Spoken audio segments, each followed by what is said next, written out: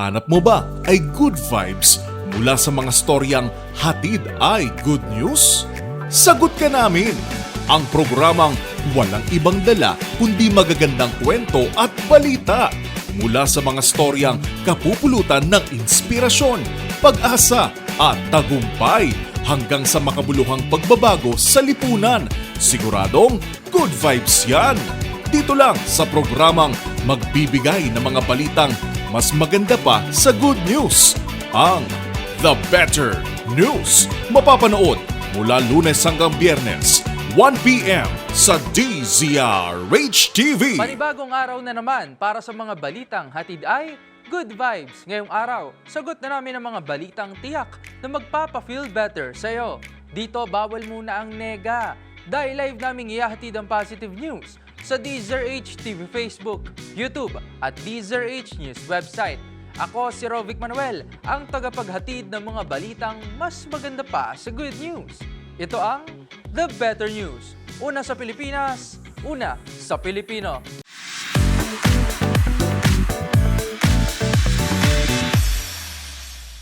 Una sa ating The Better News ngayong araw, napabilang at kinilala ang isla ng Palawan sa Best Snorkeling in the World ng isang online travel magazine. Ang iba pang detalye panoorin sa report na ito.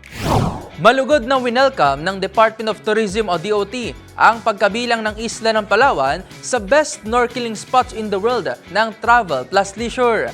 Sa isang Facebook post ng DOT, sinabi nitong mas pinagtibay ng pagkilalang ito ang pagiging kilala ng Pilipinas bilang world-class na diving destination, lalo na sa pagpapamalas nito ng ganda ng coral reefs at sa malinaw na tubig at maging sa mayamang biodiversity ng isla.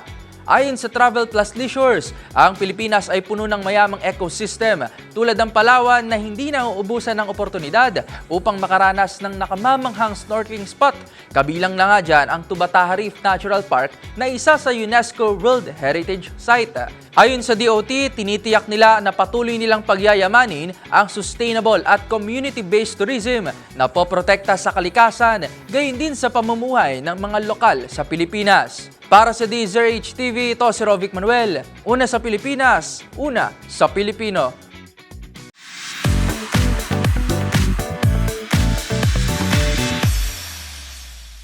Aabot sa halos 4.3 milyong pasahero ang nakinabang sa 4 na araw na libreng sakay sa LRT1, LRT2 at MRT3. Yan ay bilang pagdiriwang ng nagdaang Labor Day upang kilalanin ang mga sakripisyo ng mga manggagawang Pilipino at magbigay ginhawa sa araw-araw na biyahe ng mga commuter. Narito ang report ni Mili Borja.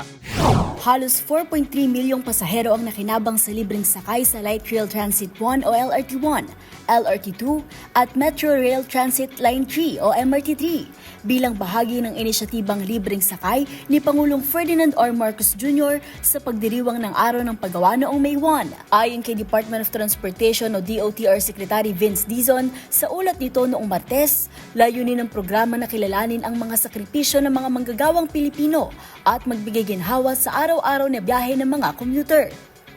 Sa panig ng Light Rail Manila Corporation o LRMC, ang operator ng LRT1, naitala ang average na 460,000 na pasahero araw-araw mula April 30 hanggang May 3.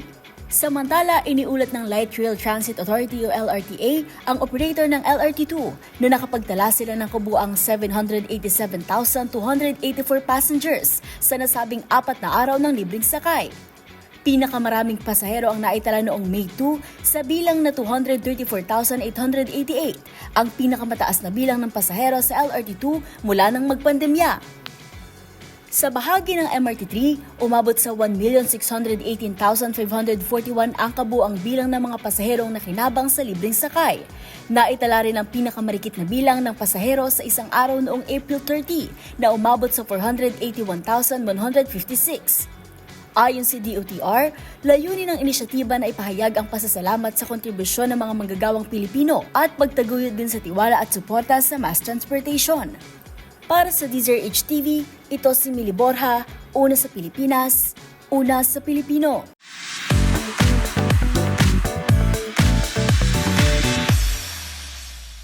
Good news naman para sa mga consumer ng Meralco dahil namumuro ngayong buwan na bumaba ang singil sa kuryente nito. Ayon sa korporasyon, bunsod umano ito ng inaasahang pagbaba ng transmission cost at iba pa. Ang mga detalye sa report ni Arnold Herrera. Namumurong bumaba ang singil sa kuryente ng Manila Electric Corporation o Meralco ngayong buwan. Ayon kay Meralco spokesman, Josel Dariaga, ito ay dahil sa posibleng pagbaba ng generation at transmission charges sa kabila ng matinding init ng panahon. Paliwanag nito, ang inaasahang pagbaba ng transmission cost ay dahil na rin sa bumabang reserve market prices. Habang nagkaroon din anya ng higit 15% na pagbaba sa presyo ng wholesale electricity spot market na naging dahilan upang mag-reflect ito sa generation charges. Samantala, wala pang pinal na anunsyo ang Meralco sa posibleng halaga ng matatapyas na singil sa kanilang kuryente. Para sa DZRH TV, ito si Arnold Herrera. Una sa Pilipinas, una sa Pilipino.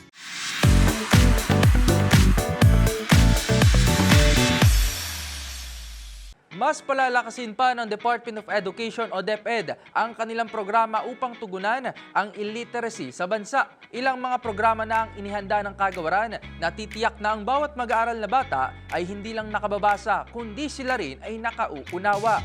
Ang mga detalye tutukan sa report na ito.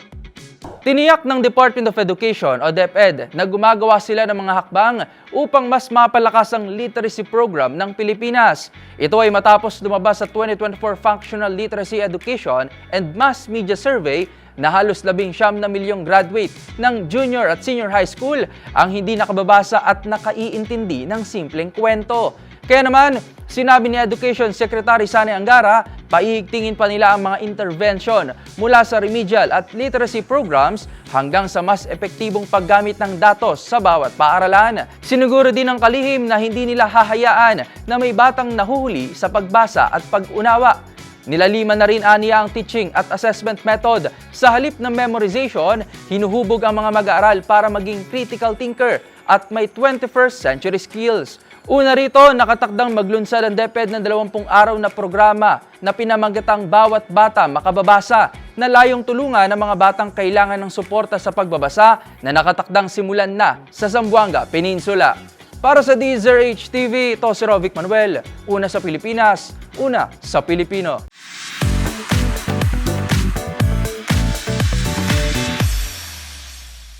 Muli nang sumabak sa 2025 VEX Robotics World Championships ang dalawang grupo ng Arrowhead Robotics upang irepresenta ang Pilipinas at bumawi sa kanilang no podium finish noong nakaraang taon. Narito ang report ni Dustin Bayog. Handa na ang dalawang grupo ng Arrowhead Robotics para irepresenta ang bansa sa 2025 VEX Robotics World Championships sa Dallas, Texas mula May 6 hanggang May 14. Susubukan ng grupo na muling mapabilang sa top robotics team sa mundo matapos ang kanilang no-podium finish noong nakaraang taon. Matatandaan noong 2020 ay gumawa ng kasaysayan ng grupo bilang first Filipino group na nagwagi sa prestihiyosong kompetisyon. Noong 2023 naman ay nakamit ang tatlong members nito ang World Number 3 ranking na bibitbitin nila ngayon 2025 World Championships. Sa ngayon, nasa Dallas, Texas na ang grupong 32881X para sa high school division ng VEX V5 Robotics category. Habang ang isang grupo naman na 32881G ang para sa middle school group na lalawak naman sa VEX IQ Robotics category. Sa kabuuan, mahigit 23,000 teams mula sa 70 countries ang sumali sa naturang robotics competition. Samantala, nagawang makapasok sa kompetisyon ng dalawang grupo ng Pilipinas dahil sa kanilang mga napagtagumpayan na torneo sa larangan pa rin ng robotics. Para sa DZRH TV, ito si Dustin Bayog. Una sa Pilipinas, una sa Pilipino.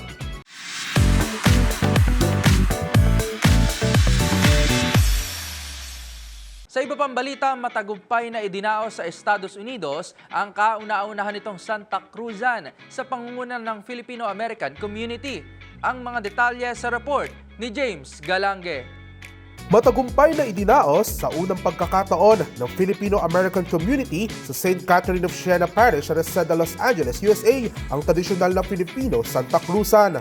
Ito ay isang prosesyon kung saan kadalasang ginaganap tuwing pagtatapos ng Flores de Mayo o ang buwan ng pag-aali ng Bulaklak kay Maria. Yan ay sa pangunguna ni Reverend Father Mauricio Goloran at Simon Paculan, ang presidente ng Our Lady of Antipolo Reseda Chapter. kung saan sinimulan ito sa isang banal na misa bago ang nasabing prosesyon na niluhukan ng mga miyembro rin ng simbahan at mga Amerikanong nainganyo din sa nasabing pista. Dito ay nagbibihis bilang mga reliyosong tauhan para isadulo ang makasaysayang paglalakbay ni Reyna Helena sa paghahanap ng tunay na krus ni Jesus. Samantala, ang mga sinuot na gown ng mga isinagala ay mula naman sa disenyo ng kilalang Filipino-American fashion designer na si Carl Andrada. Nagpaabot naman ng suporta ang Vice Consul ng Philippine Consulate General sa Los Angeles na si Honorable Ralph Jacob Viloria na siya namang kumatawan bilang Hermano Mayor ng nasabing Santa Cruzan. Para sa DZRH TV, ito si James Galange, una sa Pilipinas, una sa Pilipino.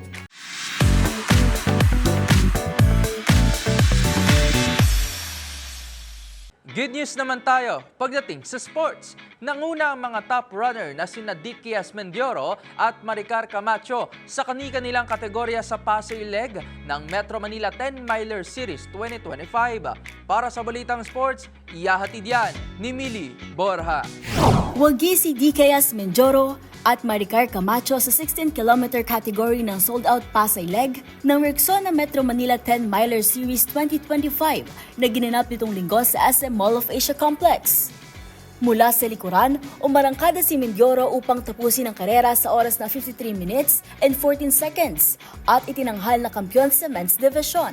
Samantala, muling pinatunayan ni Camacho ang kanyang pagiging elite runner matapos pangunahan ng women's division sa oras na 1 hour, 8 minutes and 41 seconds. Nagbigay kulay rin sa event ang aktor na si Joshua Garcia na unang beses lumahok sa isang fun run. Sa 5K category, nanguna si Mark Angelo Biagtan sa oras na 16 minutes and 44 seconds, habang si Kevin Vidal at Evelub Abutas ang sumunod. Pinakamabilis naman sa kababaihan si Shaira May Fantilaga na may 20 minutes and 59 seconds na sinundan ni Joe Punay at Jaisal Gabriel. Ang Rexona Metro Manila 10-Miler Series ay magpapatuloy sa mga kalapit na lungsod, kabilang ang Muntinlupa, Parañaque, Makati at Quezon City. Para sa DZRH TV, ito si Mili Borja, una sa Pilipinas, una sa Pilipino.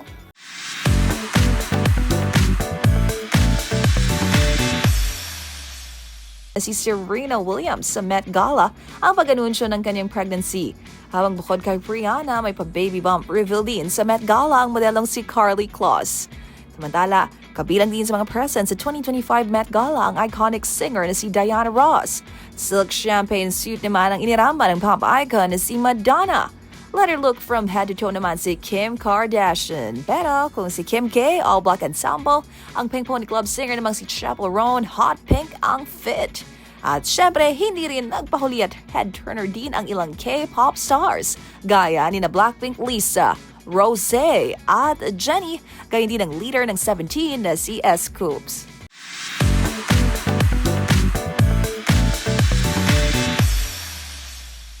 At yan na po ang mga balitang pampa-feel better para sa inyo. Magkita-kita po muli tayo bukas para sa ating panibagong Good Vibe episode.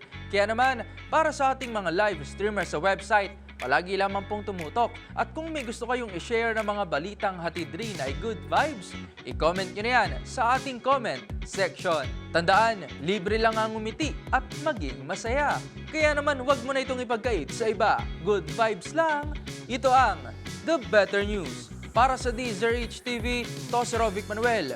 Una sa Pilipinas, una sa Pilipino.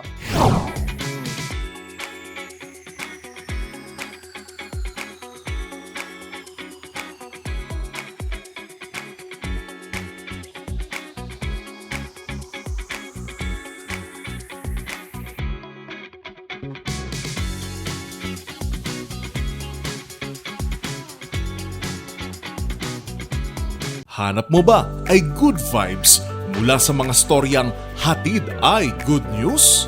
Sagot ka namin! Ang programang walang ibang dala kundi magagandang kwento at balita mula sa mga storyang kapupulutan ng inspirasyon, pag-asa at tagumpay hanggang sa makabuluhang pagbabago sa lipunan. Siguradong good vibes yan! Dito lang sa programang magbibigay ng mga balitang mas maganda pa sa good news, ang The Better News. Mapapanood mula Lunes hanggang Biyernes, 1 p.m. sa DZRH TV.